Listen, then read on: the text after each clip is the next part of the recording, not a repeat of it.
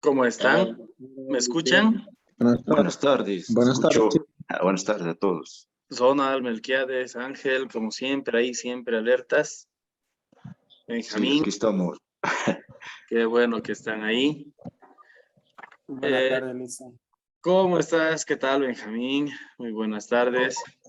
Siempre ahí todos pendientes para empezar la clase y esta vez vamos a iniciarla, pero de manera rápida. Comentarles lo siguiente.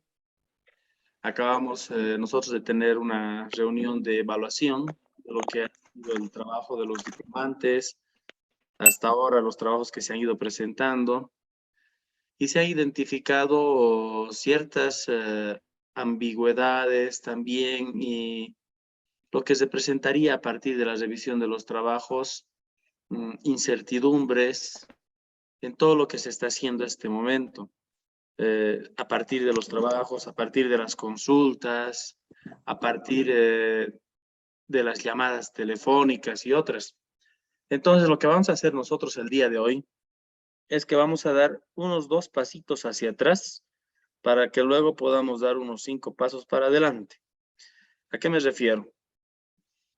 Que dentro de la actividad para la semana que tenemos que presentar el día de mañana, está el poder desarrollar una planificación de intervención de campo tomando en cuenta elementos de validez y fiabilidad en la investigación.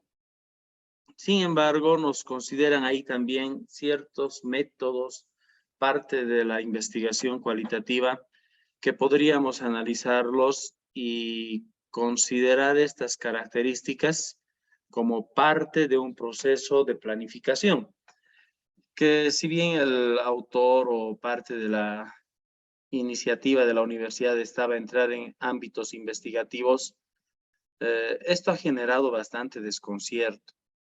Hasta hoy en la mañana, ayer en la noche, había muchas personas que me seguían escribiendo para saber, seguir teniendo mayores orientaciones, pero nos damos cuenta que la problemática emerge desde un tema mucho más básico de conceptualización y de comprensión de la investigación cualitativa. Así que vamos a hacer lo siguiente. Vamos a abarcar un poquito hacia atrás, no nos vamos a ir tanto a lo que nos está pidiendo la actividad, vamos a desembocar en la actividad, pero vamos a hablar un poco o vamos a tratar de desmenuzar más a profundidad de lo que es la investigación cualitativa.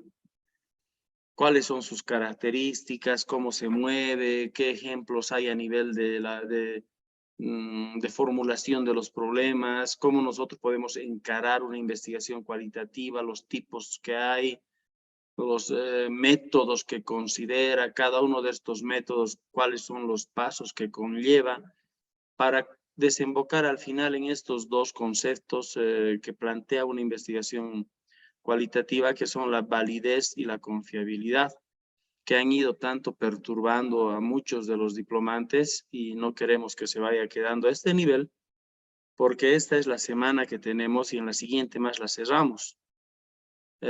Hemos ido haciendo una secuencia de actividades que nos ha planteado a nosotros el texto, pero dentro de esta secuencia de actividades, como que hemos ido muy rápido, asumiendo de que había algún conocimiento básico en teoría, o que se hubiera llevado con anteriores módulos, pero no ha sido el caso. Entonces, lo que vamos a hacer hoy día es hablar un poco más de la investigación cualitativa y vamos a desembocar en esa actividad que es importante. Nosotros debemos conocer a mayor cabalidad lo que es la investigación cualitativa para poder entender estos ejercicios y a lo posterior, saliendo de este diplomado, podamos tener un conocimiento mucho más sólido de lo que actualmente estamos percibiendo que se está desarrollando. Así que hoy nos encargamos a desmembrar y desmenuzar la investigación cualitativa. Vamos a desembocar en las características del trabajo que se va a desarrollar para el día de mañana. Y el día lunes vamos a abordar nosotros todo lo referente a las herramientas que conllevan ya a la semana número 4. Eso es lo que vamos a trabajar en estas 2 horas que tenemos de tiempo y espero de que todo sea productivo. Toda la información que vamos a presentar el día de hoy va a estar en disponibilidad de plataforma para que puedan ustedes acceder en el momento que vean conveniente. Pero pienso, y también se advirtió a la coordinación, de que va a ser muy importante hacer esta acción de retroceder un poquito, pero establecer mejor los rasgos de una investigación cualitativa. Entonces, vamos a dar inicio a esto porque es una información bastante amplia y lo que queremos es que la investigación cualitativa se quede en ese conocimiento y que se tenga una mayor claridad de cómo poder desarrollarla, más allá de las actividades que se han planteado como parte de las tareas que teníamos. Puede que en lo posterior algún diplomante quiera seguir el camino de una investigación cualitativa y este es el momento en el cual tenemos que tener esa información. Entonces, ¿alguna inquietud o algo antes de empezar? Porque vamos a iniciar con una información muy amplia.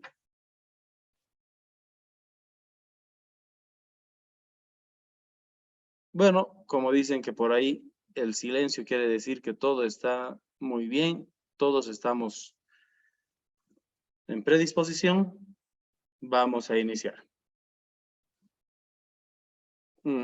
Empezaremos compartiendo la pantalla.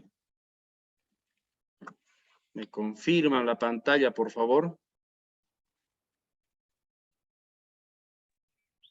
Si me escuchan, Benjamín, Ronald, Ángel, que están ahí. Sí, se ve, licenciado. Sí, se ve. Perfecto. Y está con nosotros Lilian también, Edith, ¿cómo están? Sandra. Entonces, para aquellos que han ido ingresando recién, vamos a dar un pasito hacia atrás con el trabajo de metodología o investigación cualitativa y vamos a abarcar esta tarde solamente el trabajo que se tiene para el día de mañana, porque este trabajo debería ser el reflejo del conocimiento de la investigación cualitativa, el manejo y cómo poder encarar. Esta es la consigna de la actividad que nos plantea realizar una lectura del texto y otras bibliografías que podríamos considerarlas nosotros, para posteriormente realizar la secuencia lógica del trabajo. Esto nos plantea a nosotros analizar, por ejemplo, los métodos etnográficos, investigación-acción, hipotético-deductivo, dialéctico, crítico, y dentro de nuestra planificación considerar una secuencia lógica que debería tener el nombre, el método de la investigación, qué paso sigue en un trabajo de campo este método a diferencia de los otros métodos y qué herramientas de recolección de datos yo podría utilizar en función de este método. Pero antes de ingresar a esto,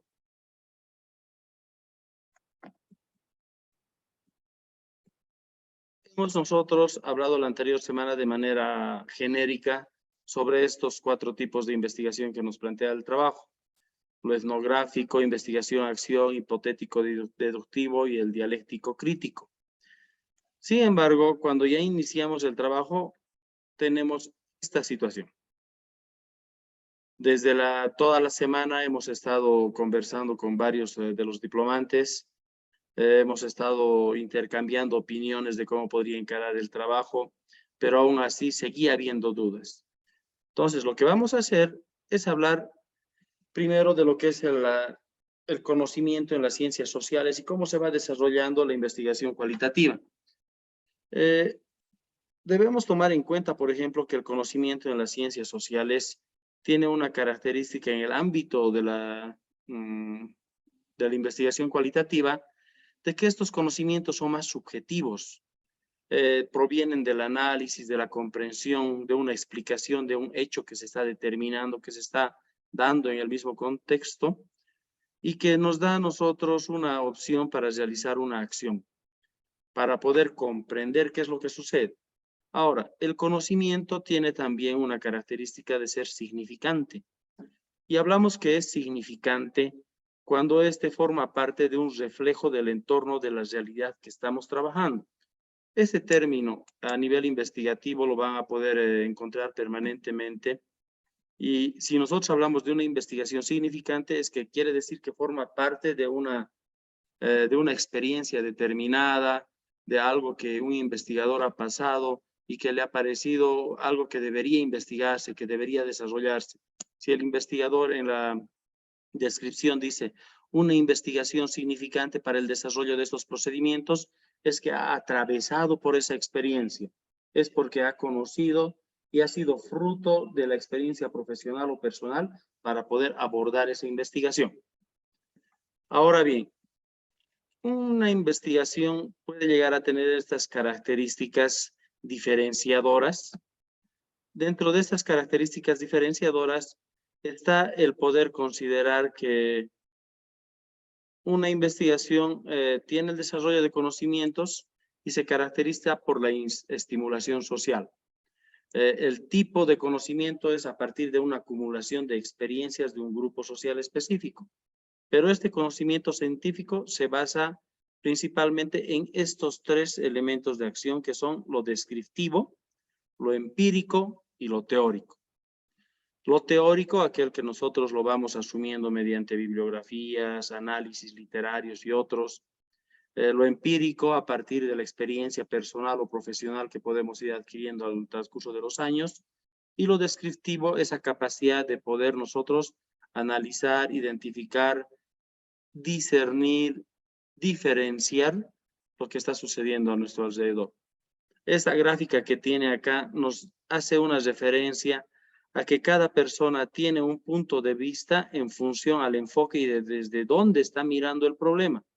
Lo que para uno puede ser una significación específica, que en este caso es el 6, para otro puede ser el 9 porque el enfoque en el cual está mirando, tomando en cuenta su experiencia, el elemento empírico, es que trata de desarrollar una descripción del entorno donde está trabajando o lo que está buscando a nivel investigativo.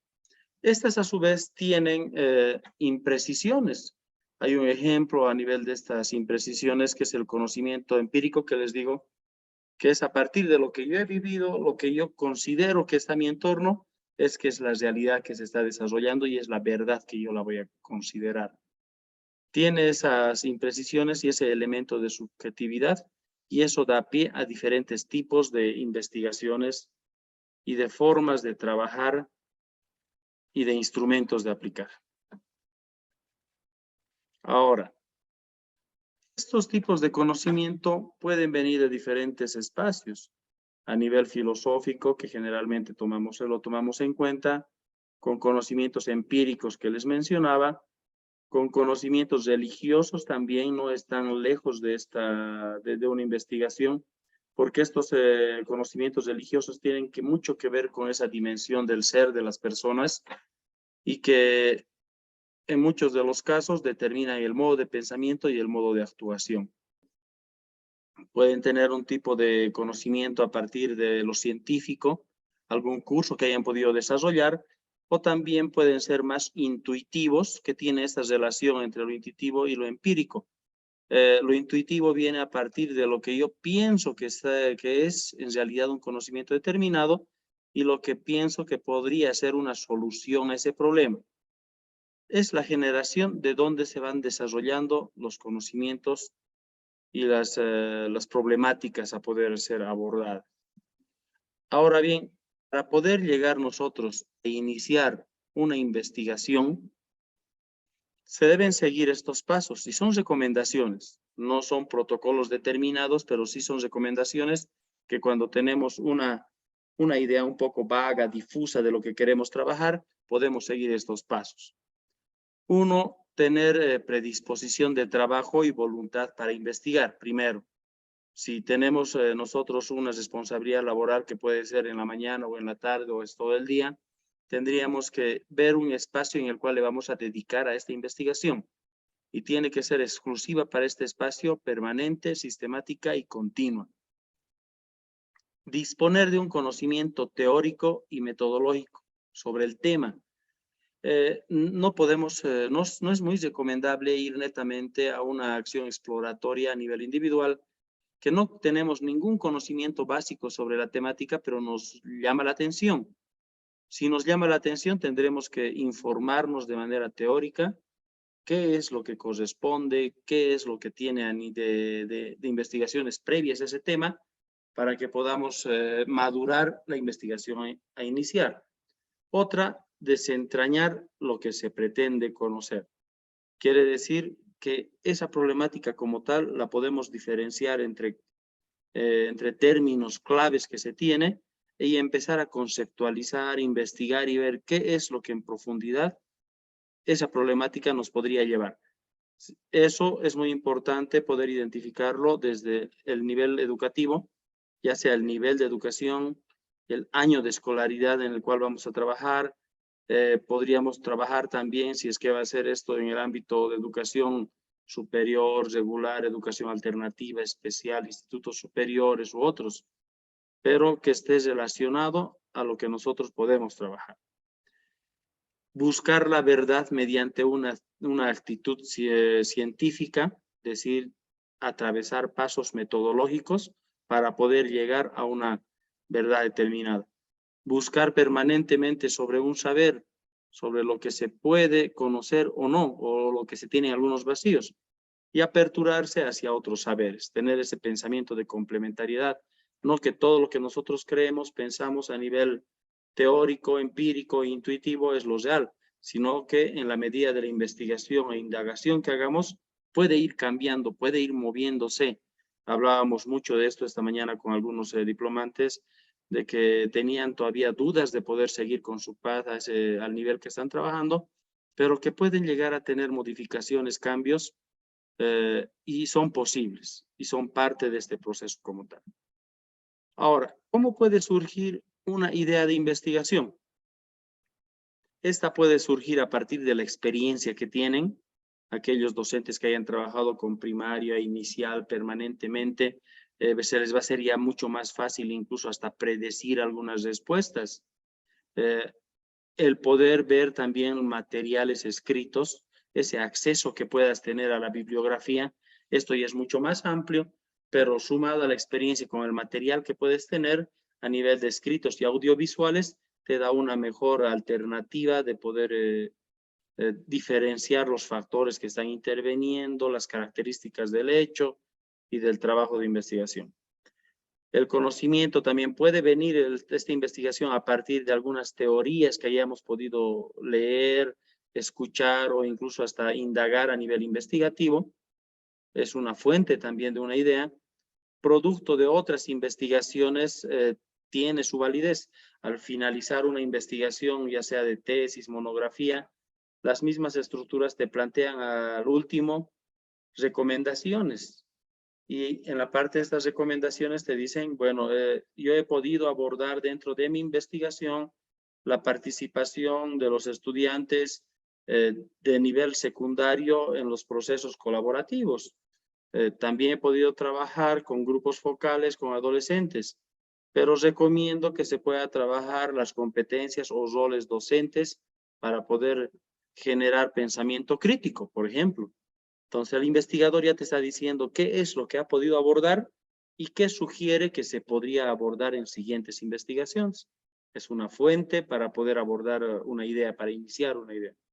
Conversaciones con pares, con docentes, con otros profesionales del área.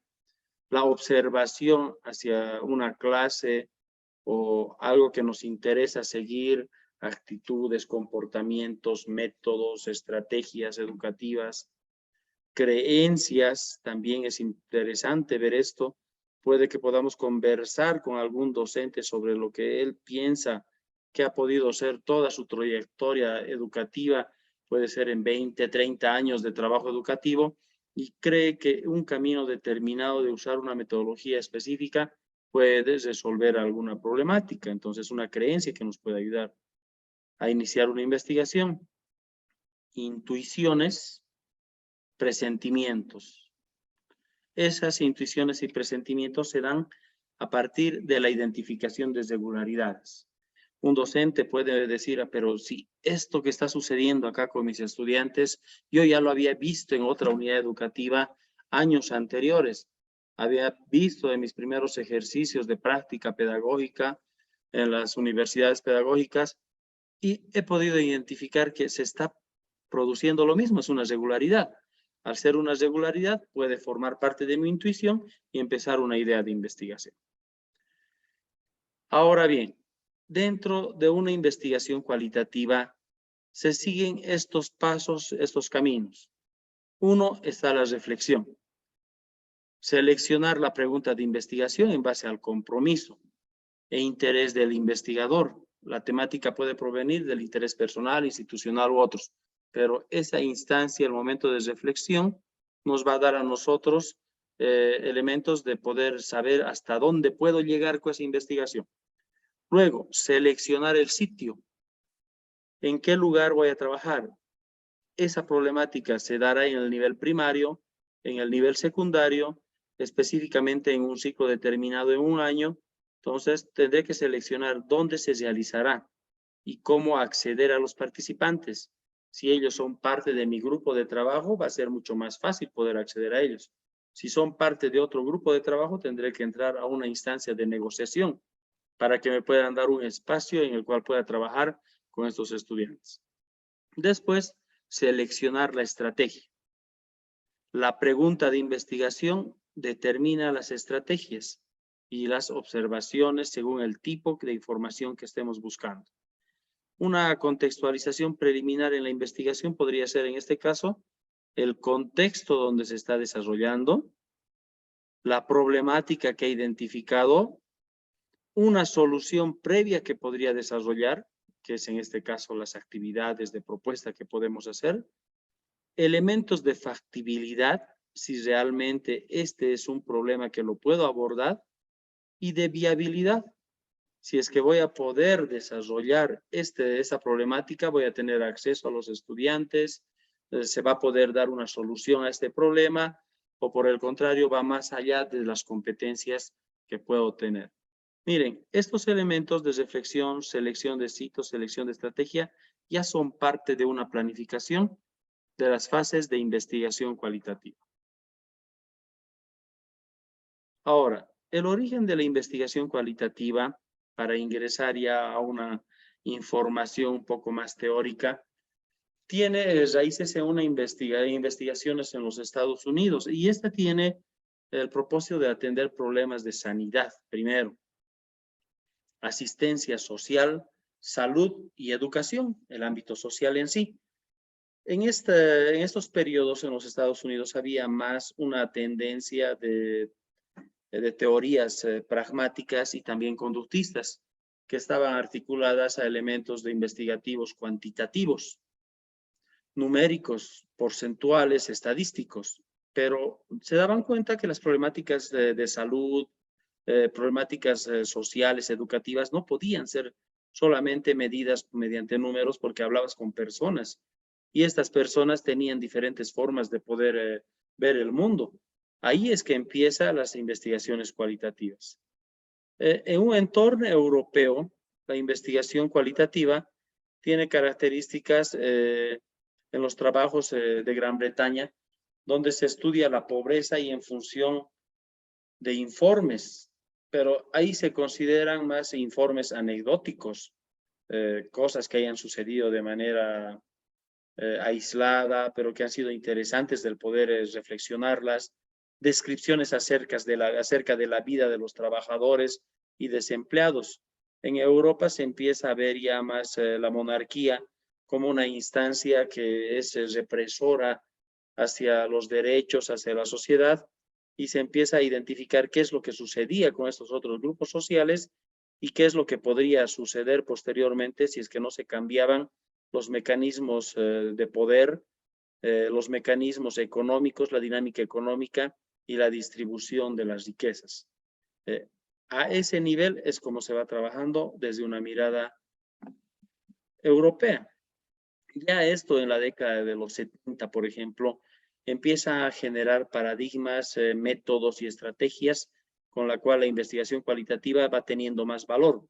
No se la tomaba muy en cuenta hasta esta década porque solamente era lo representativo, lo que era cierto era lo que era observable, lo que era cuantificable. Pero si no podías cuantificar las emociones, no podías cuantificar todo lo que son las expresiones de las personas, los factores sociales, de salud, por qué una persona se enferma de algo determinado y por qué otra no, qué elementos están ahí confluyendo para que se dé esa situación. Entonces eran cosas subjetivas y empieza a generarse todo un aparato de métodos y de estrategias que pueden apoyar a la investigación cualitativa. Entonces, desde la segunda mitad del siglo XX, se han polarizado estas en dos enfoques. Entonces, ya empezamos a hablar de los métodos cuantitativos y los cualitativos. En el caso de los cualitativos, que se empiezan a trabajar con metodologías alternativas para poder tener una claridad del conocimiento y más que todo, tener un punto, un objeto de estudio que son las ciencias sociales en sí. Entonces, la investigación cualitativa emerge para dar respuesta a las problemáticas del área social. A partir de los 80 ya esto en los ámbitos sociales se genera con una mayor fuerza, esta investigación, pero ya como una producción de conocimientos que estaban en contrapuesta o contradictorias a lo cuantitativo. Y son en estas décadas en las que se empieza a conversar más sobre cuáles son los métodos más válidos para poder tener respuestas y realmente mencionarlas como positivas, como hipótesis confirmadas, procedimientos metodológicos investigativos realmente que puedan dar lugar a que los resultados pueden ser considerados como conocimientos como tal y no solamente como especulaciones. Investigación cualitativa como alternativa de estudio se genera en las experiencias personales, grupales, para poder desarrollar conocimientos. Este tipo de investigación quiere decir que nace no solamente desde espacios de laboratorios y otros, sino desde diálogos informales, desde diálogos que pueden ser formales también, pero que parten de la experiencia de las personas y se traducen en un intercambio de opiniones con otras. La investigación cualitativa, epistemológicamente, tiene una misión de poder construir la realidad social, cultural, describirla, explicarla, comprenderla. En la historia podemos ver que en la humanidad han surgido diferentes corrientes de pensamiento y estas que se articulan más son el empirismo, materialismo, el positivismo, por ejemplo, la fenomenología y el estructuralismo. Ahora, estas corrientes han originado diferentes formas de poder ir buscando el conocimiento y cada una de ellas presenta un camino o un método determinado. En las áreas, por ejemplo, que aportan más a las investigaciones cualitativas está la antropología, la psicología, la educación que desarrolla métodos y técnicas de procedimiento. En la investigación cualitativa surge con la observación principalmente, descripción de la realidad y tiene como propósito construir la realidad en función del por qué y para qué está sucediendo algo. Tiene mucha relación entre esa mirada de causa y efecto. Para tener una información más cabal entre lo cualitativo y lo cuantitativo, tenemos este resumen, por ejemplo, que nos habla que lo cualitativo está más centrado en la actitud subjetiva, por ejemplo, mientras que lo cuantitativo está centrado en una actitud, pero más en lo objetivo, lo que se puede ver, lo que se muestra, lo que se puede medir. Y en lo subjetivo, aquello que no puedes visibilizar, pero que tiene alguna causa del por qué está sucediendo. Se vale más de entrevistas, historias de vida, estudios de caso, análisis documentales. Miren, aquí ya tenemos toda una gama de instrumentos. Mientras que en lo cuantitativo se vale más de cuestionarios, encuestas, mediciones, principalmente. Y estos instrumentos tienen un carácter cerrado para poder cuantificar las respuestas. En lo cualitativo, la fenomenología y la comprensión son parte fundamental para poder interpretar la información, mientras que lo investigativo, la inducción, la probabilística a través del positivismo lógico. El positivismo nos habla más de las estructuras instrumentalizadas que pueden tener investigaciones determinadas y que siguen una lógica de aplicación. La investigación cualitativa se apoya más en la realidad dinámica y lo cuantitativo en lo constante y adaptable. Entonces, miren, esas características de lo cualitativo y lo cuantitativo nos van dando una prioridad, por lo menos una comprensión de cómo nuestras investigaciones pueden seguir un procedimiento con ciertas herramientas, con ciertos datos de carácter específico que nosotros podemos analizarlos, como son los datos verbales, acá los numéricos, por ejemplo, las significaciones de los individuos, a diferencia de lo cuantitativo, las conductas, tienen toda esa implicación subjetiva de historia, la parte emocional y humana que nos da a nosotros las ciencias sociales. Esta información les puede ayudar a tener una mayor claridad al momento de trabajar sus propios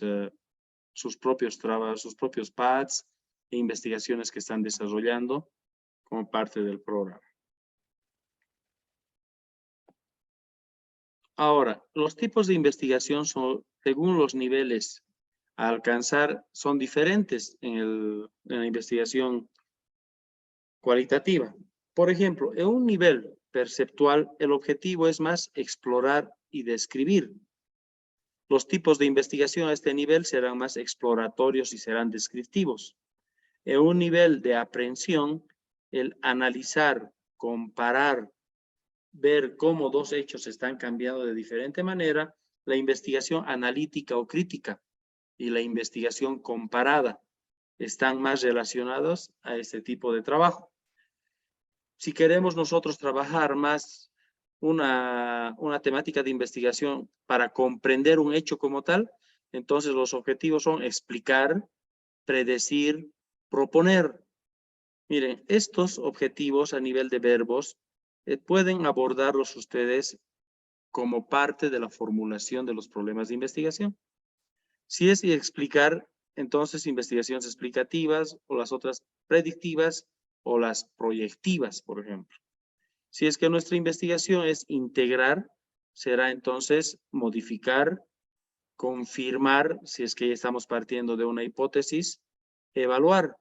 Investigaciones interactivas, confirmatorias, que realmente se dan como nosotros estamos viendo a nivel de una regularidad, y evaluativas, si es que queremos medir algún cambio que se esté desarrollando. Pero en este caso, más que hacer una medición, es un efecto. Se está midiendo qué tanta incidencia tiene una causa sobre un efecto determinado. Ahora, los tipos de investigación social, según Anderheitz, llegan a ser a nivel de profundidad. Si son de profundidad, hablaremos nosotros en la formulación, descriptivos, clasificatorios o explicativos. Si la escala que se lleva a cabo es, por su escala, puede llegar a ser microsocial o macrosocial. Si vamos a trabajar nosotros con grupos grandes, si es que esto es posible, o en todo caso nos vamos a focalizar con un grupo determinado. En nuestro caso, la mayoría, y son más recomendables en educación, es trabajar con ámbitos microsociales. Macrosociales es ya cuando trabajamos generalmente con información de otro tipo de instrumentos a nivel de censos, por ejemplo, informes de las Naciones Unidas u otros. Analizamos esos documentos y con eso generamos regularidades del por qué está sucediendo algo. Mientras que a nuestro nivel son más de trabajos microsociales porque trabajamos con identificación de una población determinada en las unidades educativas. Según su finalidad pueden ser básicas o pueden ser prácticas. Prácticas si queremos cambiar nosotros algo determinado, una finalidad básica solamente el de poder comprender. Ahora, según el alcance temporal, puede ser sincrónica o puede ser diacrónica. Si en lo temporal estamos compartiendo en el tiempo, el momento y queremos resolver algo en nuestra unidad educativa en el periodo que estamos trabajando, entonces ya es una sincrónica, porque compartimos el tiempo, el momento y el espacio con los sujetos de investigación.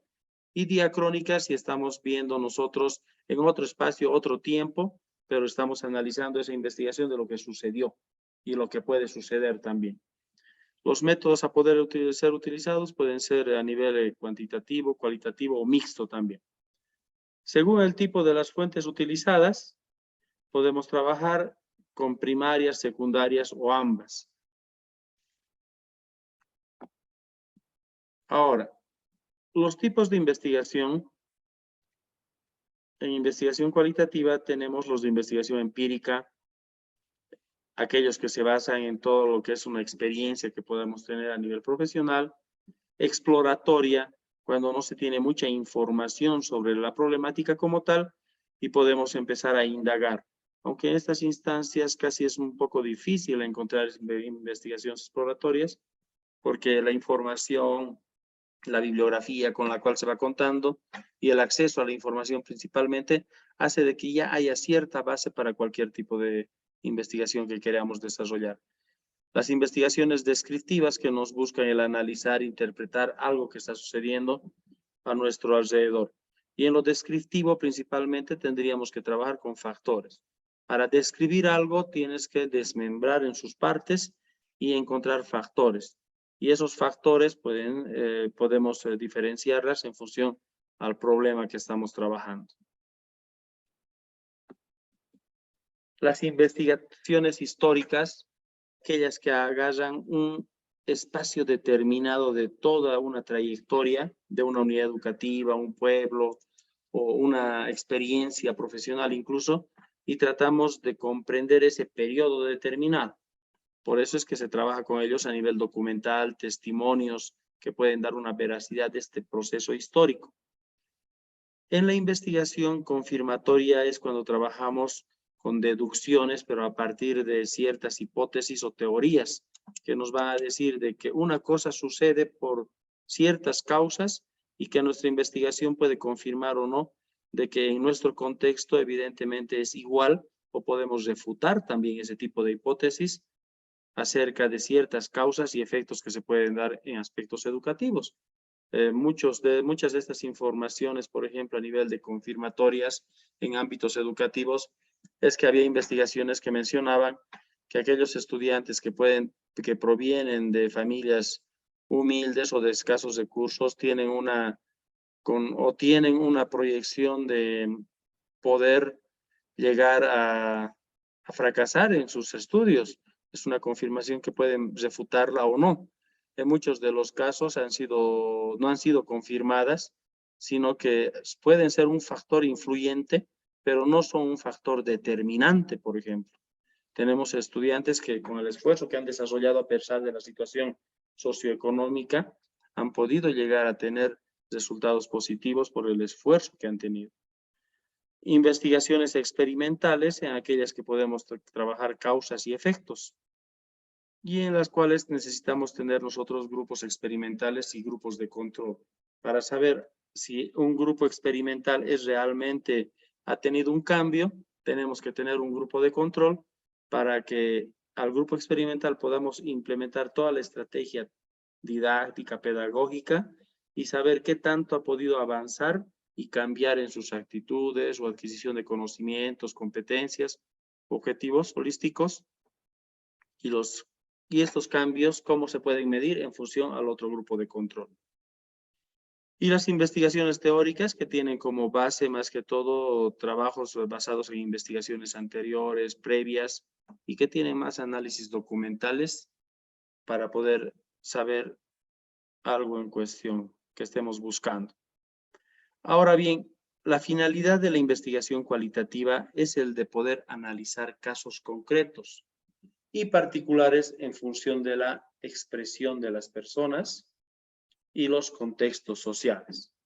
Por esta razón, el análisis se basa en estas tres premisas: que el ser humano orienta sus actos en función de lo que significa para él. Está ligada a los elementos de significación que hablamos hace un momento.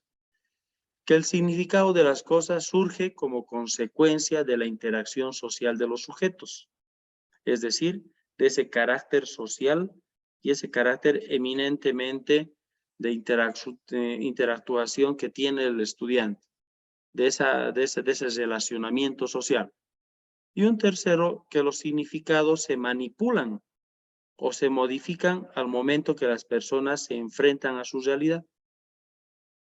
Estos tres elementos que se tienen como parte de la investigación cualitativa son los que dan a entender de que puedes cambiar algo en función a lo que a una persona le interesa, puedes hacer algún cambio social en función a la interactuación y grupos sociales que has identificado, pero que también esto puede tener un cambio determinado de acuerdo a la situación en la que se está encontrando la persona.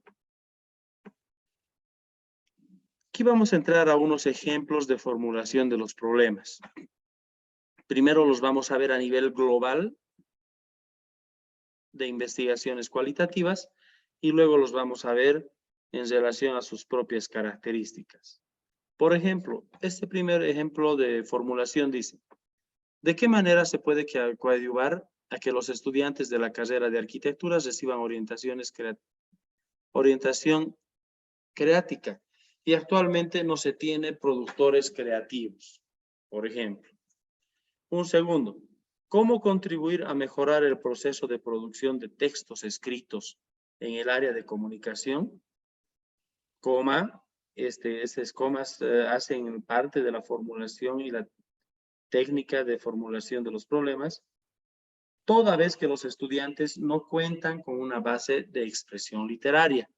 Entonces, ¿cómo manejas una producción de textos si el estudiante no tiene una expresión literaria o algo específico para poder desarrollar una habilidad sobre una expresión literaria? ¿Cómo discriminar la contaminación visual en la ciudad del Alto, por ejemplo? Si no existe un programa de información visual y concientización sobre esta contaminación. Eso ya hablamos a nivel arquitectónico, a nivel de construcciones y otros. ¿Cuáles son los factores socioeconómicos y culturales relacionados con el rendimiento académico de los participantes en el programa de doctorado en educación superior en la segunda versión durante la gestión 2020, por ejemplo?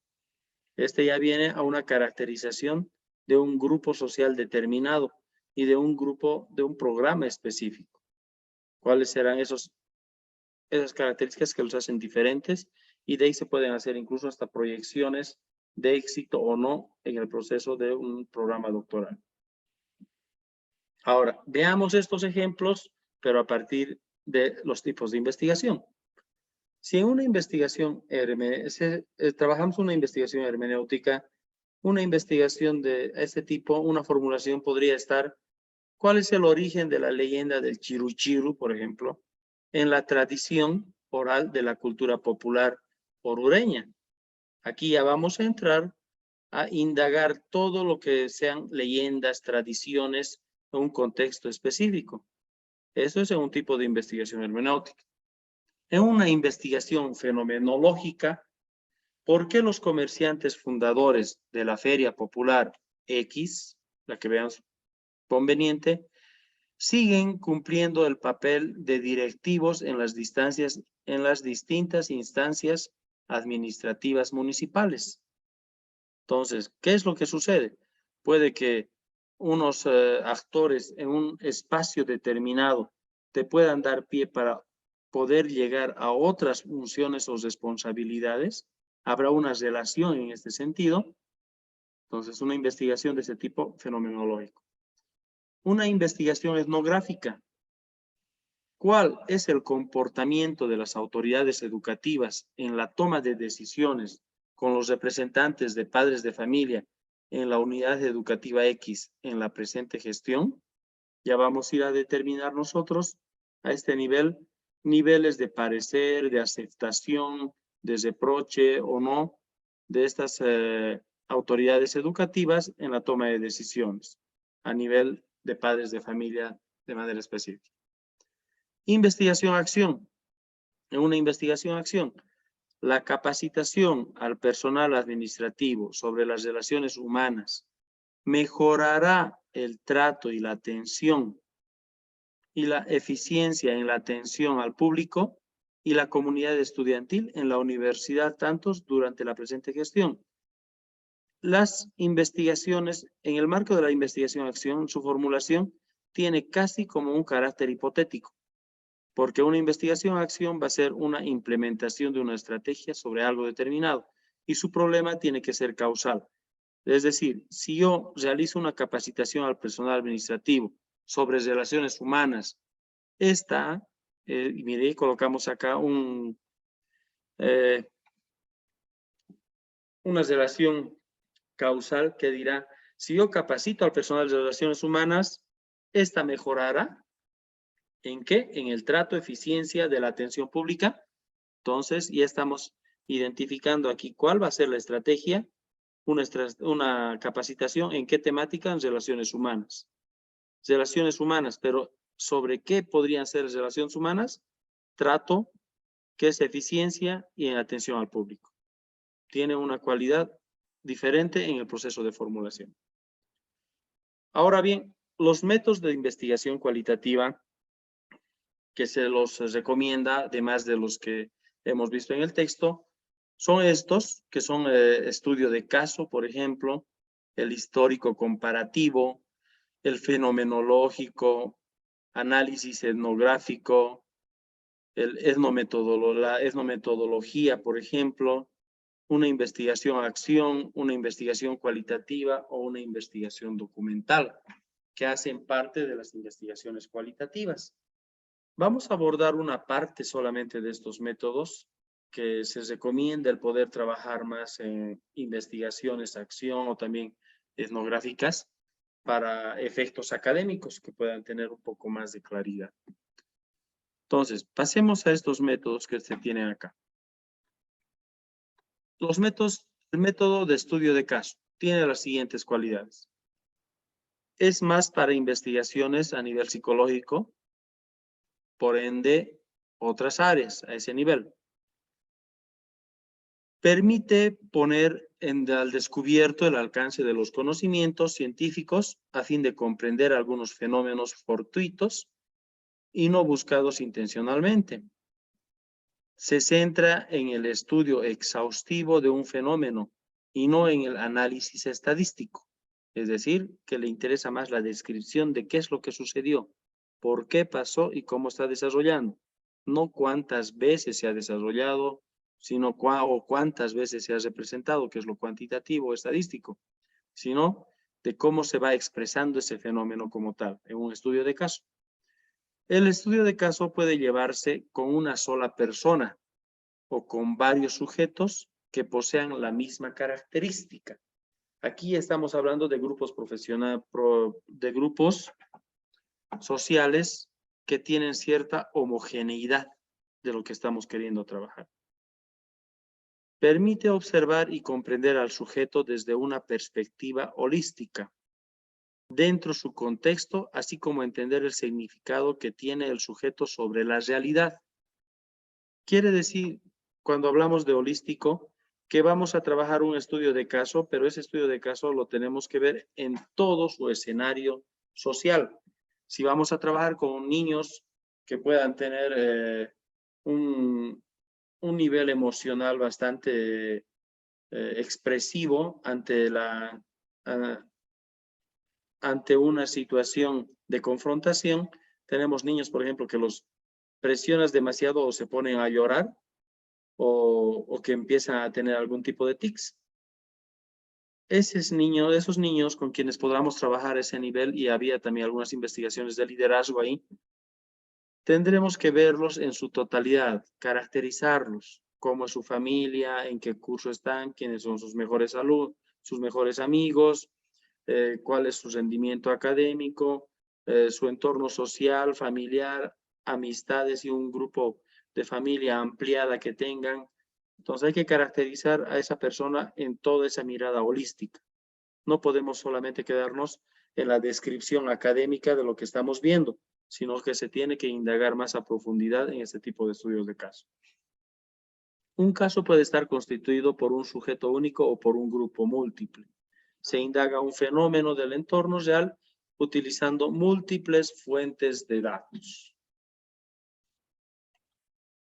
Los objetivos del estudio de caso llegan a ser elaborar una o varias hipótesis o teorías, primero. Confirmar hipótesis o teorías ya existentes. Descripción y registro de los hechos. Para estos estudios de caso es muy importante llevar estos registros de manera permanente, ya sean diarios de campo, sean los registros anecdóticos, sean grabaciones u otros. Comprobación o comparación de fenómenos o situaciones similares. Si esto está sucediendo con estos niños que estoy trabajando, permanentemente tendré que ver si es que hay otros grupos que están sufriendo la misma situación en la unidad educativa o es que es un grupo o un hecho aislado. Ahora, hay procedimientos metodológicos de un estudio de caso. Primero es la selección del caso.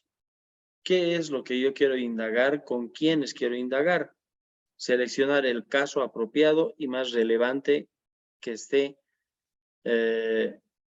cerca y además que pueda tener mayor capacidad de poder trabajar yo con ellos. Elaborar preguntas, identificando el tema de estudio y el caso, elaborar las preguntas específicas de qué es lo que está sucediendo, por qué está sucediendo, con quiénes está sucediendo esta situación, para poder ir teniendo una información más detallada del caso que hemos seleccionado. Localización de fuentes y recopilación de datos. Se recurre en este caso a la observación, entrevista, pruebas, test psicológicos para elaborar teorías e hipótesis de investigación. Es parte de un diagnóstico en sí como tal. Hemos seleccionado un caso, implementamos a estos niños, a las personas que están trabajando cerca y generamos cierto tipo de información que nos puede dar ciertas hipótesis de solución posteriores. Análisis de información e interpretación de los resultados. Estos datos que anteriormente los hemos implementado tendrán que ser sometidos a comparar con las hipótesis formuladas en el anterior paso. Finalizada la etapa de esta comparación, se obtienen las conclusiones. Posteriormente está la elaboración del informe. Se elabora de manera cronológica, explicando los pasos seguidos y el porqué de las conclusiones extraídas con un lenguaje claro y comprensible. Entonces, si queremos entrar a un estudio de caso, estos son los pasos que se pueden ir desarrollando y más abajo vamos a ver en relación a estos casos, estos pasos, dónde pueden entrar los elementos de validez y confiabilidad. Entonces, vamos tomando nota de aquellos que quieran hacer este análisis en su trabajo y cómo van a poder ingresar la validez y la confiabilidad. En el método histórico comparativo, por ejemplo, este método se centra en la versión documental. Para desarrollar teorías, utiliza innumerables estudios documentales por medio de las principales teorías. Entonces, para poder ver algo histórico, se basa esencialmente en bibliografía y documentos que se tengan ahí cerca del problema en lo que estamos queriendo ver o sobre la experiencia que estamos queriendo analizar. Presenta dos niveles. El primer nivel permite describir el tema. A esto se le llama casos de estudio. Y el segundo constituye la formulación teórica a partir de lo que ya está existiendo. Entonces, estos dos niveles nos pueden dar a nosotros un método, un trabajo de histórico comparativo. Ahora, la formulación debe ser precisa, las limitaciones conceptuales para construir proposiciones de nuevas teorías. En este tipo de investigación que ahora tenemos a nivel etnográfico, que es el que está también en los ejemplos, ese término de etnografía proviene del griego ethnos, que es tribu o pueblo, y escritura, que es la descripción de los pueblos. Entonces, el poder trabajar un grupo social determinado y poder describirlo, que podría ser en este caso nuestra unidad educativa o la comunidad donde estamos trabajando. Se utiliza más en la antropología. Recurre a la observación, las entrevistas, análisis de documentos, grabaciones y otros para describir a los grupos sociales y culturales. Miren, aquí ya tenemos toda la gama de herramientas en este tipo de método etnográfico. Según Atkinson y Hammarskjöld, se enfatizan con fuerza en el fenómeno social para probar una hipótesis, inductiva principalmente. Hemos dicho que una acción deductiva es aquella que parte de lo general específico. Lo inductivo es de cómo poder hacer regularidades a través de situaciones específicas que suceden en la sociedad y plasmarlas a una conceptualización genérica. Trabaja con datos poco estructurados que no han sido aún codificados en función de categorías analíticas. Hay pasos para una investigación etnográfica. Nos plantea 7 pasos este autor. El primero, selección del diseño. Formular una buena pregunta para definir el objetivo y elegir el ámbito. Debe ser minimalista y flexible para atender a lo inesperado y dar respuesta a la pregunta e investigación según los objetivos que se están formulando. Determinación de técnicas. Estas técnicas más utilizadas son la observación participante, la entrevista y el análisis del contenido. Acceso al ámbito de investigación que se realiza intencionalmente, es decir, en base al objetivo de la investigación. Selección de informantes. No deben ser todos los miembros que puedan responder a las preguntas. Se debe seleccionar los informantes claves. Que en este caso hablábamos la anterior vez que pueden ser aquellos que han sido fundadores o han formado parte de del requerimiento, de la apertura de la unidad educativa u otros. Recogida de datos y de la duración de estadía. El análisis de datos se realiza una vez que empieza el otro episodio. Si concluyes una etapa, empiezas a la siguiente. Y la identificación de las categorías de análisis. La forma de registro son escritos, son descriptivos, narrativas, para lo cual se recurre principalmente a audios, videos y otros que habíamos hablado anteriormente, fotografías también. El procesamiento de la información va de mano con la recogida de la información. Quiere decir que es recomendable que toda la información que se la vaya implementando en este tipo de investigaciones debe ser procesada en lo más antes posible para que no se puedan perder las ideas y las interpretaciones. Ahora, la elaboración del informe se toma en cuenta planteamientos de antecedentes teóricos, prácticos, qué es lo que viene, es decir, antes de esta investigación, qué antecedentes se tiene, la evolución global del enfoque teórico conceptual, modelos, hipótesis, teorías abordadas como resultados del estudio, descripción de los métodos y procedimientos que se han desarrollado, empleados en la obtención de la información, y se presentan los resultados en las conclusiones finales, en relación de las categorías de análisis. Finalmente, los anexos, como transcripción de entrevistas y las observaciones para respaldar el trabajo. Ahora, el método de investigación-acción. Investigación-acción, bueno, empieza en 1944 con Kurt Lewis y desarrolla este tipo de investigación para describir algo que va relacionado con el enfoque experimental, con programas de acción social, con la finalidad de lograr simultáneamente avances teóricos y cambios sociales. Estos principalmente son presentados por estos dos autores, Lewis, Elliot y Keynes. La investigación-acción tiene el propósito que mencionamos al principio, es el de cambiar una institución y mediante la investigación generar conocimientos y comprensión, pero estos conocimientos en sí se traducen en estrategias de implementación.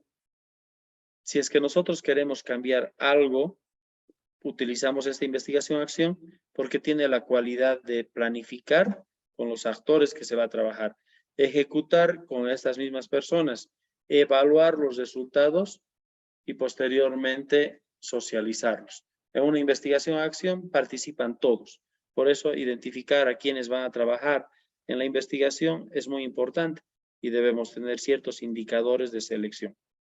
La finalidad de esta investigación-acción es el de transformar los contextos, ya sean comunitarios o a nivel educativo. Entonces, no es solamente, a diferencia de anteriormente mencionábamos, que era describir, explicar solamente o identificar o diferenciar. Aquí es transformar, cambiar. Es eminentemente participativa, requiere un compromiso de aquellas personas que estén trabajando dentro de esta investigación.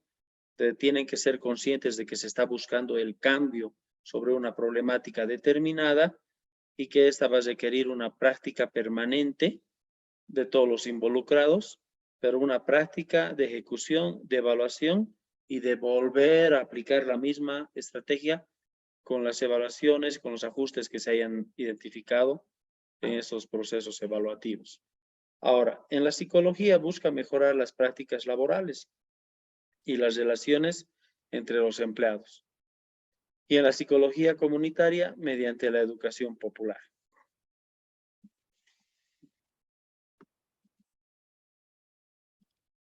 Este tipo de investigación también presenta pasos de aplicación. Entre los pasos que contempla es el de explorar deliberadamente la relación entre la esfera social y la individual. Uno, por ejemplo. Otro, es participativa. Involucra a los sujetos en el proceso del conocimiento. Genera y transforma el conocimiento de los participantes. Lo que hablábamos hace un momento, el participante y los involucrados están en todo el proceso. Es práctica, colaborada, los participantes analizan, reflexionan con la intención de ir modificando sus propias actuaciones. Es emancipadora porque permite la toma de conciencia sobre las limitaciones con la finalidad de cambiar las prácticas y mejorarlas. Quiere decir que hace un análisis de conciencia, de actitud para una transformación. Es crítica porque promueve el análisis sobre la realidad de la estructura social y el desempeño de su alrededor. Entonces, permanentemente se está evaluando de para qué sirve, para qué se está realizando la actividad y qué connotaciones va a tener en su entorno inmediato, principalmente laboral. Es reflexiva por motivar cambios en la estructura social y el medio social con el objetivo de transformar esa realidad. Ahora, transforma inicialmente la práctica, luego la teoría. Entonces, parte una investigación-acción de la práctica. Una vez que trabajas la práctica, recién la teoría, es decir, encuentras el diálogo con diferentes autores. Para una analogía o algo cercano que estamos haciendo es el mismo path, tienes muchas coincidencias con la investigación-acción. No es eminentemente una investigación-acción, pero tiene procedimientos muy similares. Ahora, los ciclos en la investigación-acción se dan en estos espacios. Los ciclos en la planificación parte de un análisis del diagnóstico de la realidad. A partir de ella se plantea la estrategia de intervención. Esto con el propósito de cambiar o mejorar la práctica. En esta etapa de la planificación y el diagnóstico, los que están interactuando ya son conscientes de que tienen que tener una responsabilidad en poder identificar el problema como tal. Y a partir de esta problemática se va a poder visibilizar una hipótesis de transformación, una estrategia que podría ser la más apropiada para tener la transformación como tal. La acción y la observación. Al adentrarse a una realidad, se realiza la observación para poder obtener la información que permita plantear, ya sean cambios. La recogida de información puede ser a través de diarios de campo, entrevistas, notas de campo de los participantes. Y la reflexión, otro ciclo en la investigación-acción es la reflexión.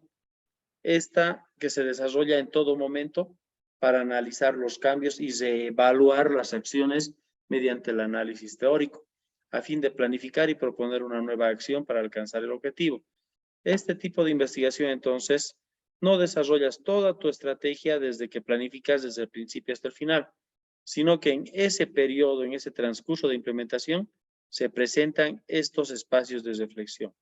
Análisis y reflexión de los ciclos de investigación son denominados así de esa manera, donde haces un corte, paras la estrategia y para poder continuar y para poder hacer los cambios que te van a sugerir los mismos estudiantes o los mismos implicados, y para de ello evaluar, ajustar la estrategia y volver a continuar.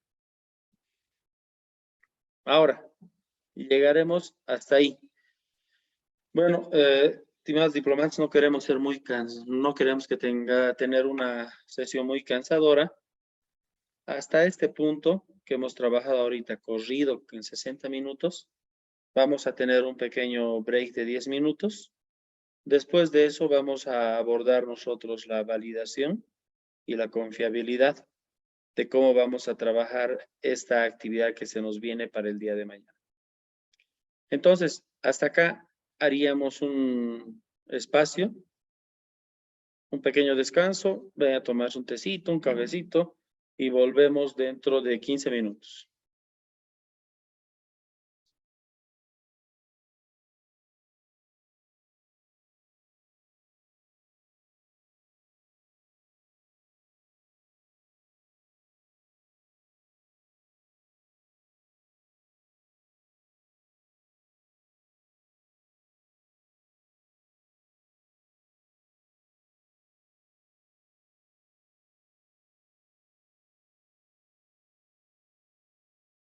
Buenas noches, ¿me confirman por favor si están conectados? Sí, Lisa, la escuchamos. Hola Edith, ¿cómo están? Bueno, continuaremos entonces. Hasta esta etapa hemos hecho todo un análisis retrospectivo de todo lo que es la investigación cualitativa, en qué se caracteriza, cómo se caracteriza, cuáles son los pasos de desarrollo, sus técnicas, sus métodos, cómo estos son concebidos y para qué son desarrollados también. No nos debemos olvidar, por ejemplo, que una investigación cualitativa responde a algunas preguntas del qué, del cómo es percibido algo, cuál es, del por qué se desarrolla algo. Mientras que lo cuantitativo es el cuánto, qué correlación hay y cómo es, por ejemplo. Son ese tipo de términos que se utilizan en la formulación de los problemas. Ahora, bien, una vez que ya hemos tenido esa información preliminar, podemos ingresar recién a lo que corresponde la validez y la confiabilidad. En un proceso de investigación cualitativa, la validez tiene esta característica. La validez responde a la pregunta de con qué fidelidad corresponde el universo o población al atributo que se va a medir. Es decir, la validez está relacionada a con quiénes vamos a trabajar. La validez de un instrumento, en este caso, con quien que se va a medir algo, consiste en qué medida lo que tiene que medirse tiene una autenticidad. Algunos procedimientos a emplear, por ejemplo, en este caso, son de los grupos, preguntar a los grupos los conocimientos, es algo, el canal groups que se denomina, y el otro es la predictibilidad y la validez. El comprobar los comportamientos y el cross-checking de las cuestiones, que es en este caso el contrastar los datos previos. Al estimar la validez, es necesario saber a ciencia cierta qué rasgos o características se desean estudiar. A este rasgo o características se les denominan variables o criterios. Al respecto, hay un aporte, por ejemplo, con Ruiz Bolívar del 2002 que afirma que nos interesa saber qué tan bien corresponden las posiciones de los individuos en la distribución de los puntajes obtenidos con respecto a sus posiciones en el continuo que representan la variable criterio. Existen tres tipos de validez. Entonces, la validez está relacionada qué grupo estás utilizando y qué instrumento estás utilizando para sacar la información de ese grupo. La correlación de estos dos elementos te da el criterio de validez. Existen tres tipos de validez. Hemos hablado con la bibliografía y hemos revisado la bibliografía que teníamos también con la universidad, que nos hablaba de una validez de comunicación y otra de procedimiento. Pero también con este autor se consideran, por ejemplo, la validez de contenido, que esta se refiere al grado en que un instrumento refleja un dominio específico. El contenido de lo que se quiere medir. Se trata de determinar hasta dónde los ítems, los indicadores, los reactivos de un instrumento son representativos del universo de contenido de la característica o rasgo que se quiere medir. Responden a la pregunta, ¿cuán representativo es el comportamiento elegido como muestra del universo que intentas representar?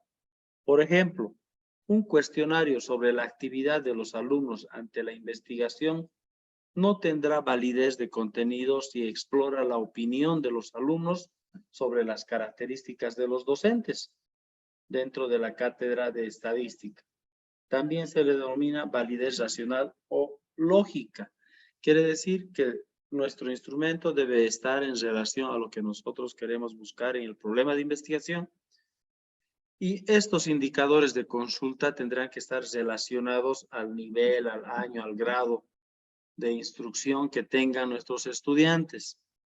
No podemos nosotros preguntar cosas que están relacionadas a adultos, a niños, por ejemplo.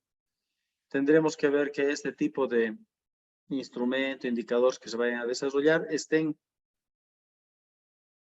bien elaborados en relación al grado académico, al grado de conocimiento de la población con quien estás trabajando. Si trabajas con una población de niños, las preguntas, las temáticas de análisis tendrán que estar relacionadas a esa capacidad, a ese conocimiento que ellos tienen. Y no podemos entrar con temas muy complejos que solamente nos van a dar una información que no tiene ningún sentido, ni tampoco significación ni validez. Una manera de poder ver la validez de estos instrumentos es el método Delphi, por ejemplo, que se lo denomina también consulta a expertos. Este método que ha sido creado ya en el 48, en la década de los 40, para obtener la opinión de expertos de una manera sistemática. En un primer momento, cada experto responde de manera individual y anónima a un cuestionario.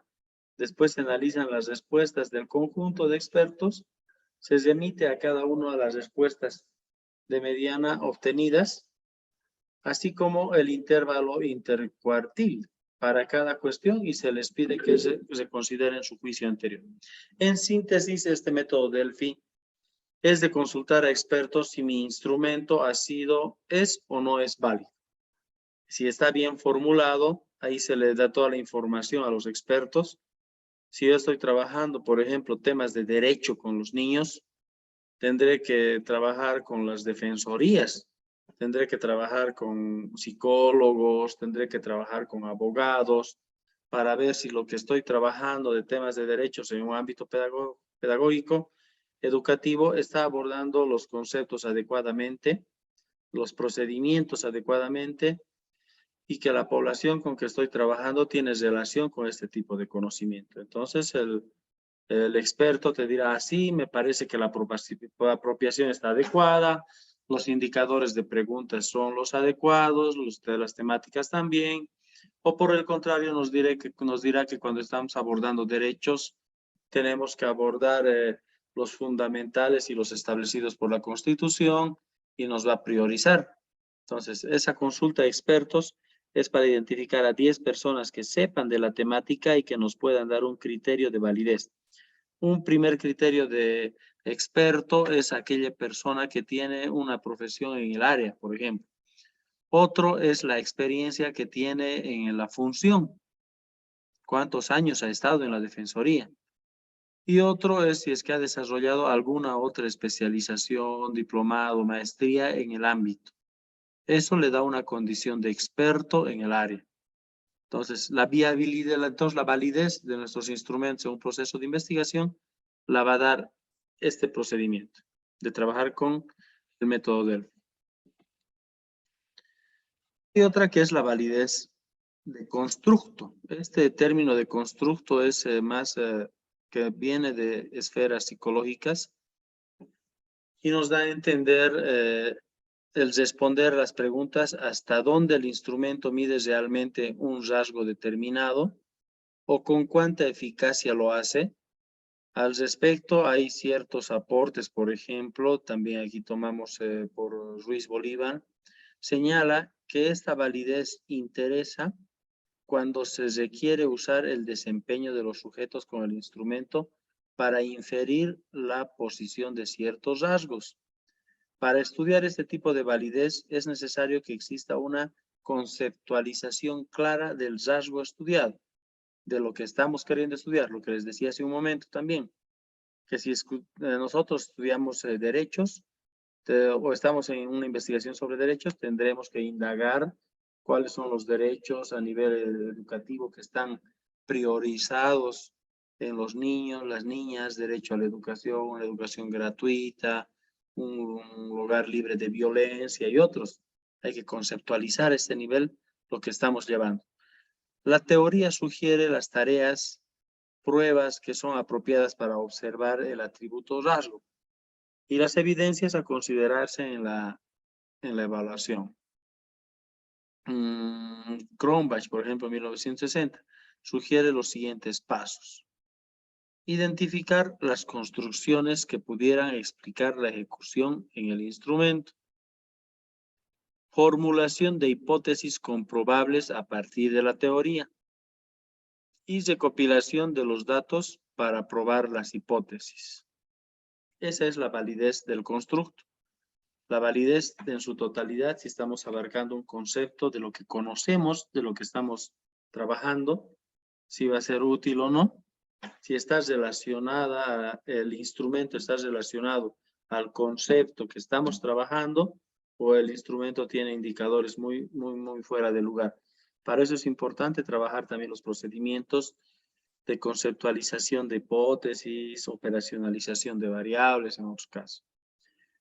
Una formulación de una hipótesis comprobable a partir de la teoría, que la teoría nos diga que sí, evidentemente se puede comprobar y se puede realizar esa investigación, y la recopilación de los datos para probar esa hipótesis. Esos tres tienen esa relación de esos tres pasos que nos plantean para tener una validez de constructo.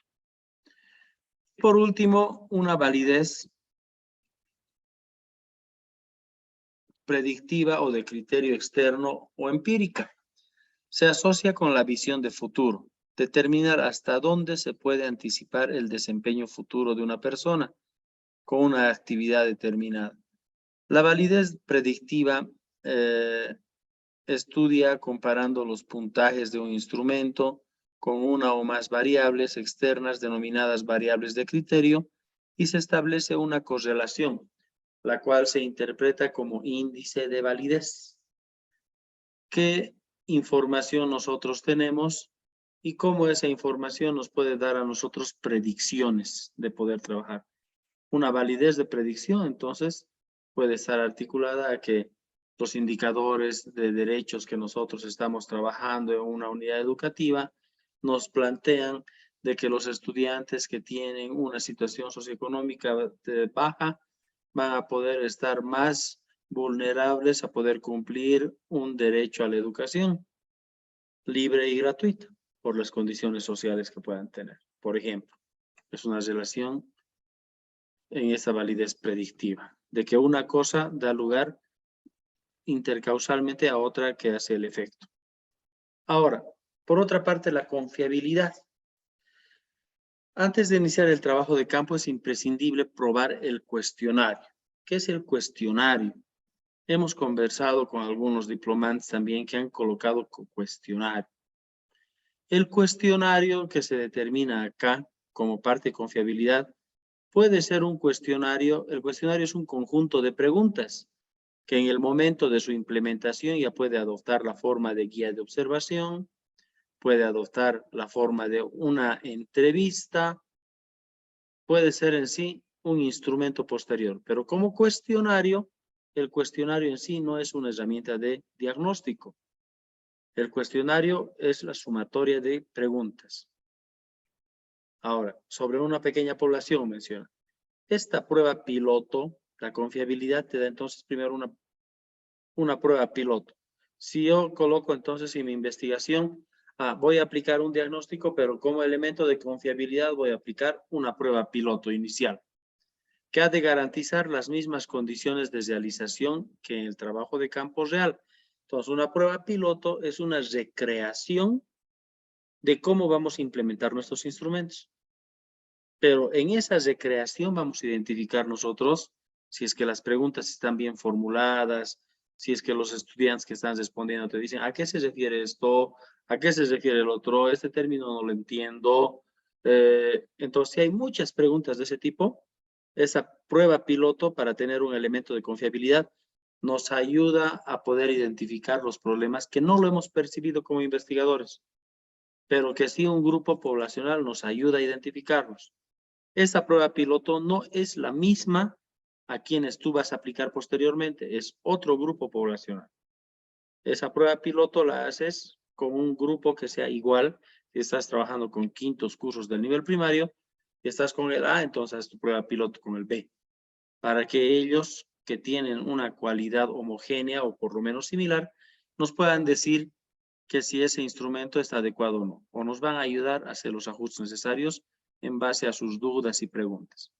Se recomienda un pequeño grupo de sujetos que no pertenezcan a la muestra, lo que les decía hace un momento, seleccionado, pero sí a la población, a la totalidad, o un grupo con características similares a la de la muestra de estudio, aproximadamente entre 14 y 30 personas.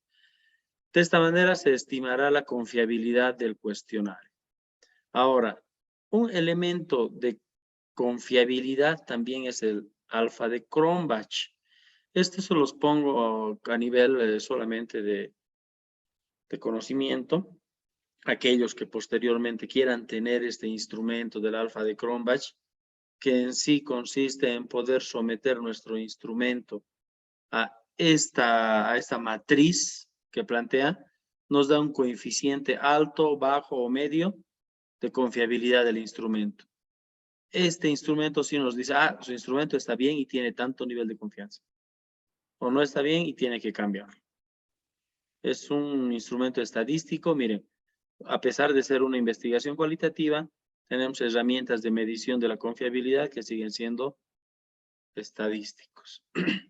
Para evaluar la confiabilidad o la homogeneidad de las preguntas o ítems es común emplear el coeficiente de alfa de Cronbach cuando se trata de alternativas de respuestas policotómicas, como las escalas de tipo Likert, por ejemplo. En las escalas del tipo Likert, que hemos hablado mucho, son escalas que nos dan apreciaciones del 1 al 5, siempre son impares. No van a encontrar 4, 6 u 8, siempre están entre 3, 5, 7 para poder ver las variaciones. La cual puede tomar valores entre 0 y 1, donde 0 significa confiabilidad nula y 1 representa confiabilidad total. Pero en sí el alfa de Cronbach no te mide solamente a 1, 0 a 1. En sí te mide de 1 a 5, por niveles de confiabilidad. Nivel de confiabilidad nula, nivel de confiabilidad regular, buena, muy buena y alta. Te dan ese tipo de categorías. Bueno, señores diplomantes, el lunes trabajamos sobre esta cuarta unidad de obtención de registros y sistematización de datos. Hasta acá estaríamos abarcando las orientaciones para que puedan trabajarlas ustedes ya para el día de mañana. Aquellos que ya hayan avanzado pueden encontrar en esta información una complementariedad. Aquellos que no han avanzado pueden encontrar en esta información una orientación para poder desarrollar su trabajo. Vamos a hacer un ajuste en la tarea para el día del mañana, que a pesar de que hay varios métodos de investigación que nos sugiere la guía, es más importancia de que puedan conocer las diferencias de desarrollar estos procedimientos. Y yo les propondría que trabajen con el método etnográfico, que es más documental, que es bibliográfico, de historicidad, y trabajen con la investigación-acción. Los dos. Esos dos tipos de métodos, encontrando sus pasos, sus procedimientos, van a encontrar las diferencias de aplicación y también van a encontrar las diferencias de procedimiento de validez y de confiabilidad. Bueno, señores diplomantes, entonces con este periodo habríamos trabajado esta información amplia que les había adelantado, pero que espero sea de utilidad tanto para el trabajo que tienen que entregar el día de mañana, como para poder tener un conocimiento mucho más profundo y también más certero de lo que es la metodología de investigación cualitativa. En esta sesión he querido profundizar mucho más allá de lo que nos plantea el texto, para que tengamos algo más, en síntesis. Algo más con qué trabajar y cómo entender la investigación cualitativa. Si no hay ninguna consulta, o que tal vez no hay, porque hemos estado trabajando con muchos de ustedes en la semana y en el día, espero que puedan encontrar buena información. Esta misma información la vamos a colgar en plataforma.